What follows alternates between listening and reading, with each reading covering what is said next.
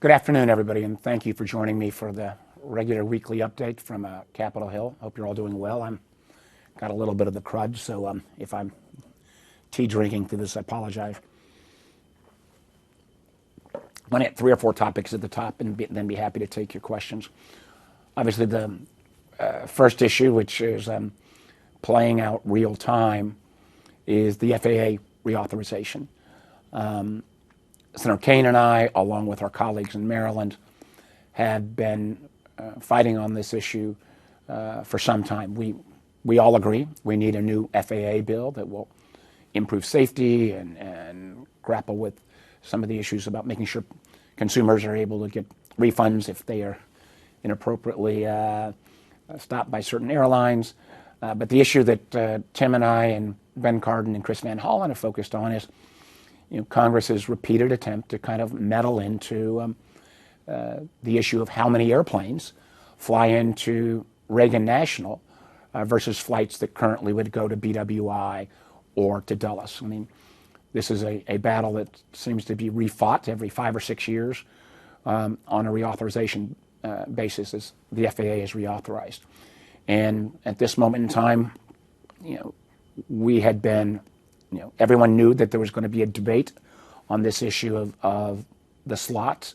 And we feel, just as what happened in the House of Representatives, that where the debate took place, people encouraged more slots in the House in a bipartisan vote, said no, we think the congestion issues, the safety issues, it would not be in the traveling public's best interest to increase capacity in already extraordinarily crowded national airport.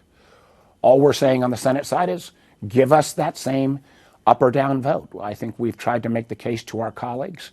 There are senators, obviously, who would like to have a more convenient way to come to work. But we think the safety and congestion issues should override those individual concerns. We all, I think, saw the reports a few weeks back of that near collision at DCA. It was, frankly, chilling to listen to the air traffic controllers. You could hear the fear in their voice as we came to something that was could have been a disaster. Thank goodness for air traffic controllers who were able to manage that in that particular instance. But the notion that adding more flights won't potentially create more of those circumstances is it's just kind of crazy not to presume that. And then in the core, there's lots of facts and things flying around. I mean, remember DCA back in the 1960 era when the FAA at that point said, well, you could fly about 1,000 flights into DCA. Currently, we're only about 860, I believe. So people say, why would a few more flights make a difference? Well, back in the time when those numbers were put out, DCA had 3 runways, and the vast majority of the planes flying in were propeller planes, prop planes, single-engine planes. As we know, after 9/11, a lot of the private aircraft, which are smaller and candidly easier to get into an airport and get out of the airport, that's dramatically changed. And as we've seen air traffic continue to change, the overwhelming, huge majority of flights that go into DCA are jet flights. So now we have the single busiest runway in America is at Reagan National. And the idea of adding additional flights, and remember this airport was designed for 15 million passengers. Last year, DCA got 25 million passengers. The idea that 90% of the flights going into DCA on this most single crowded runway in America causes both a safety issue, it causes an issue of delays. The average delay at DCA, and about 22% of the flights are delayed. Average delay is about 67 minutes. And it obviously will cause additional cancellations. So we have said, let's do what the House did. Not often something I would say. Let's do what the House did and cut it back and not maintain, not increase the number of flights. We've even said let's give the Secretary of Transportation the ability to make that determination. If these additional flights would add to safety concerns, to delays or cancellations. And what I'm concerned about, and one of the reasons why we are saying, hey, all we want is a vote, but we're not going to, we don't think it is fair for this bill to continue without the vote that, since everyone, since this debate started up, knew we'd have to grapple with this issue. We're more than happy to take the results of that. We think we've made strong cases to our colleagues, and I hope, literally, as the clock is ticking, that we will we'll get agreement on that vote, and we can proceed to get this bill done. Second issue I just wanted to raise was a couple weeks back, we had, at the Intelligence Committee level, we had to postpone a critical open hearing on election security and how we make sure that we do not have foreign disinformation interfering in our elections. And in many ways, I am concerned that we are less prepared today for protecting our elections than we were, candidly, 4 years ago. And there's 4 reasons for that. One is, where in the past, most of the election interference in terms of disinformation, misinformation, was coming from Russia. Now other nation states, China, Iran, we saw some Iranian interference in 2020 that President Trump's administration highlighted. But other nations have realized that it is cheap and easy to put out disinformation in a way that could literally promote greater antagonism between Americans. Secondly, there was a court case that, luckily now, I think the Justice Department has changed its legal guidance. But for 6 months, we didn't even have voluntary communication between the Facebooks of the world and the YouTubes of the world and the government to say, if you see this strange behavior coming out of Russia, coming out of China, we ought to share that in a voluntary manner with the platforms.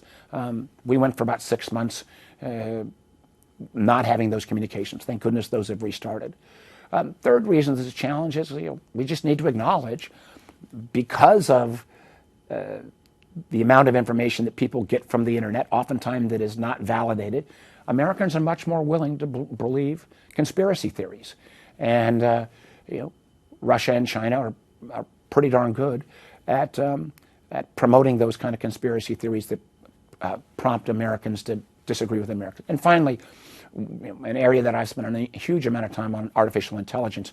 These new AI tools, such as deep fakes or other misrepresentations, really can spread misinformation at a speed and scale that is unprecedented. So you put that toxic brew together, and when you have political candidates making outrageous statements all the time, that oftentimes can be amplified by foreign sources that we have to be on guard against. Matter of fact, I'm particularly concerned. Back in February, when I was at the Munich Security Conference, we did get 20 technology companies on a global basis, because half the world is going to vote this year, to say they would work together to try to take down deep fakes, which would be a misrepresentation of somebody's image. And the way they would do that is something called watermarking, where you would indicate on that TV commercial that the content's been altered, and then the tech companies would agree to try to help take that down and educate the population. Unfortunately, we're a couple months later, and the European elections are in June. I was meeting with a member from the EU Parliament yesterday. I don't think they have taken those actions as promised. So I'm going to be contacting all 20 of these companies and say, show us the beef. What have you done? You've made these broad set of promises. Give us specific actions that you're taking to protect elections in America, elections in Europe, and elsewhere around the world.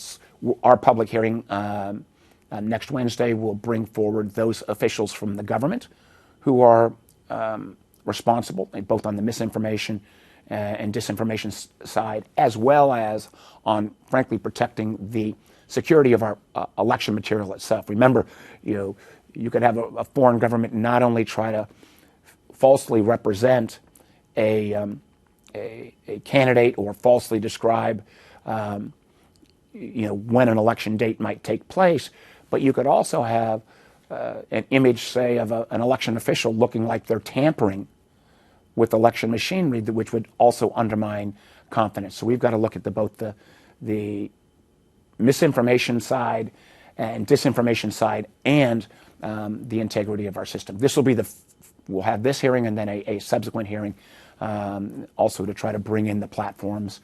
This is an area that Americans need to be on guard.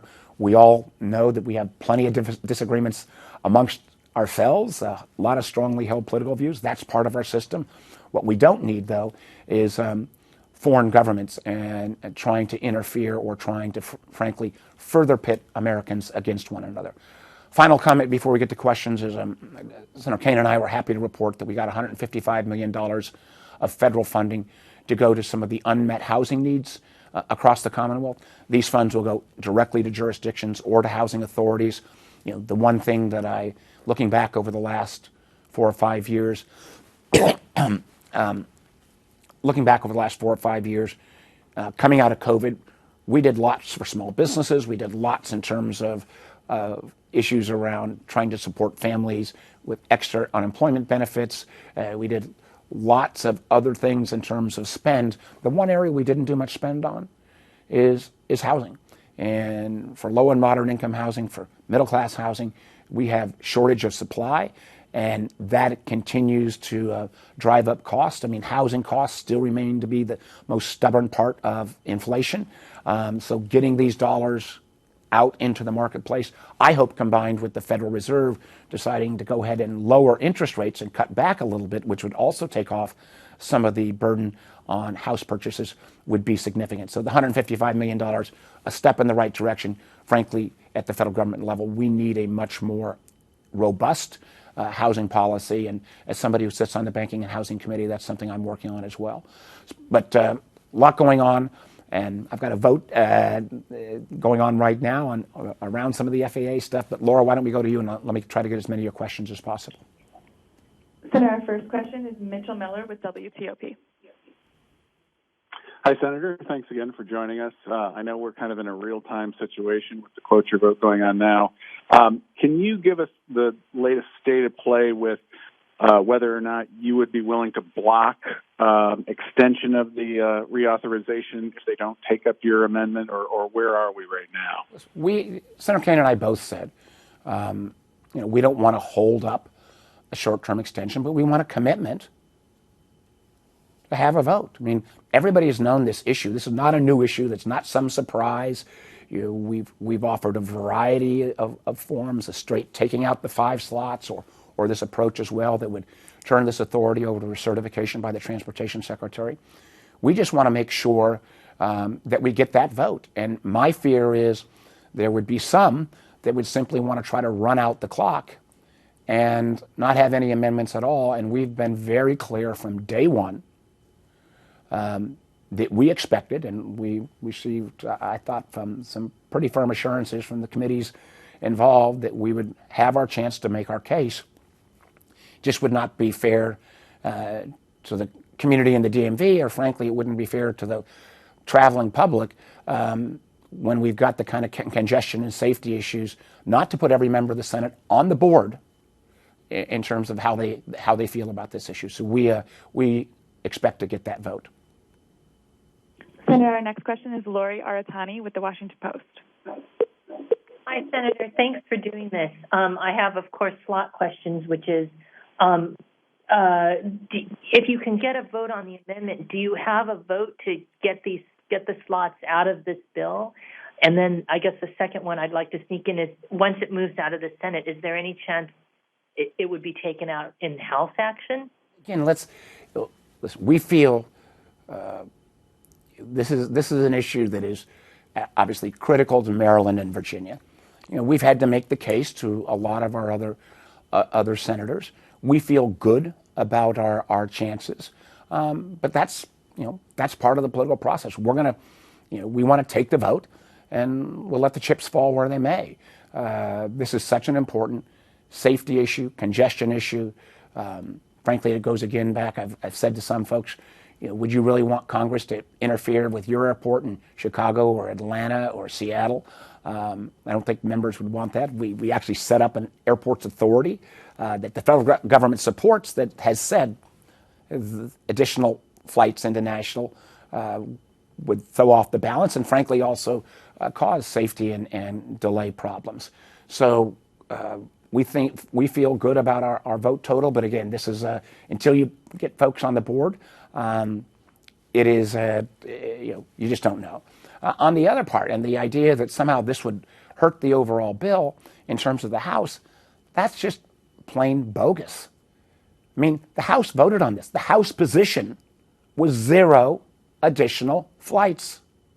So the fact if the Senate actually ended up agreeing with the House, it is a completely phony argument to somehow say that this would not be greeted well by the House because that was the House's position. Senator, our next question is Brittany Slaughter with WSET. Hi, Senator. Thank you so much for doing this. Wanted to ask you about President Biden announcing that he'll be withholding arms from Israel if they do the Rafah ground offensive. Do you support this? What would you like to see happen? Listen, the president has been on record for weeks on end that before Israel were to move into Rafah, where there's now 1.5 million Palestinians who've frankly been pushed into this corner of Gaza because of Israeli actions in other part of Gaza, that there had to be a plan. And I think that's appropriate. I mean, I strongly support Israel's right to defend itself. I strongly support the ability to try to get rid of Hamas, which is a terrorist organization that created heinous crimes on October 7th. But what we've not seen from the Israeli government is that plan to protect innocent civilians. So I don't think anyone in the Israeli government should be surprised that the president is going to stick to his guns. What my greater hope is, and this is happening real time. The director of the CIA, Bill Burns, he may have left since in the last couple hours, but he was still in the region the last couple of days. The solution here needs to be a hostage deal, needs to be a ceasefire, needs to be an allowance of having some of these tensions recede. And I think that is in Israel's best interest because longer term, Israel needs to kind of further align itself with other Arab nations in the region, countries like Saudi Arabia. I remind folks that Saudi Arabia actually came to the aid of Israel a couple weeks back when the Iranians launched their missile attack on Israel. Saudi, Jordanians stood alongside British, French, American, and Israelis to take those missiles down. That kind of alliance is only going to take place or only be strengthened if there's no conflict in Gaza. So let's go ahead and get that hostage deal done. Let's get the ceasefire. And again, I would just hope that the Israeli government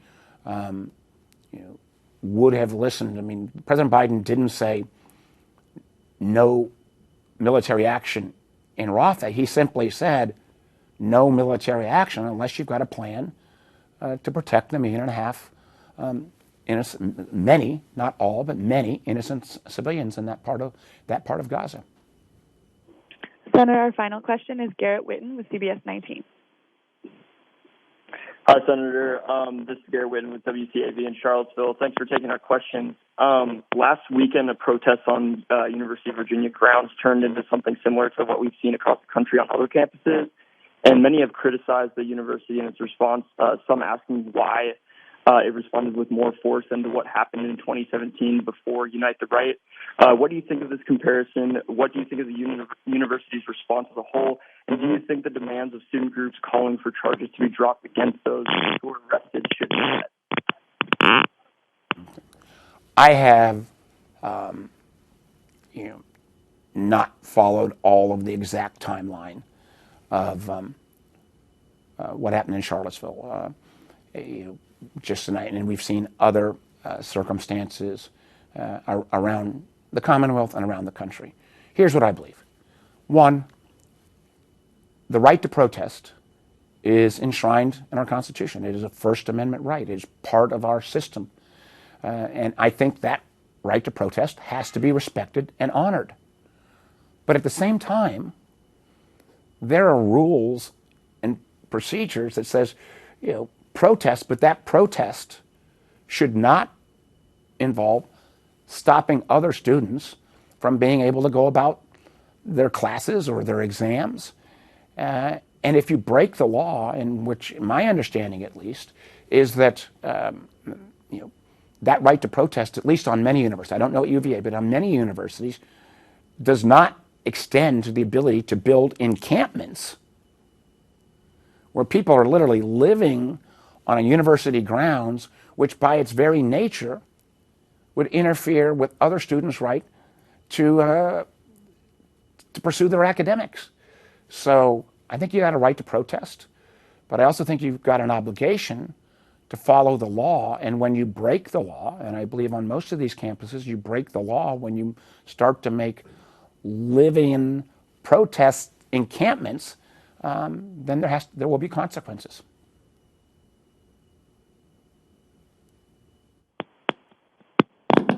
I guess everybody, are we? Senator, that was our final question. Thanks, everybody. Thank you so much.